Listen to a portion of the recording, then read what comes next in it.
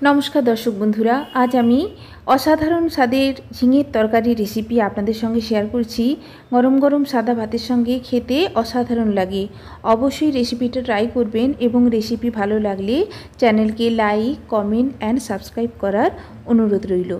প্রথমেই ঝিঙের তরকারি তৈরি করার জন্য আমি ঝিঙের খোসা ছাড়িয়ে ঝিঙেকে এইভাবে ডুমো ডুমো করে কেটে নিয়েছি। এরপর একটা ফ্রাইং প্যানে দিয়ে দিচ্ছি প্রায় 1 চামচ মতো সর্ষের তেল ও হাফ চামচ মতো কালো জিরে ফোড়ন।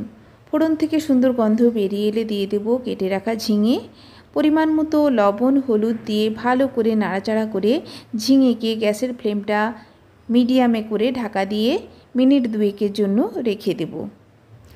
রেসিপিটা সর্ষের তেলে বানানোর চেষ্টা করবেন, এতে করে স্বাদ ভালো হয়। ঢাকা দিয়ে দিচ্ছি, আবারও ঢাকা খুলে দিয়েছি। দেখুন কতটা ঝিঙে থেকে জল বেরিয়েছে। এরপর আবারও ঢাকা দিয়ে গ্যাসের ফ্লেমটা মিডিয়াম টু হাইতে রেখে ঝিঙেকে প্রায় 80% মতো আমি সেদ্ধ করে নেব।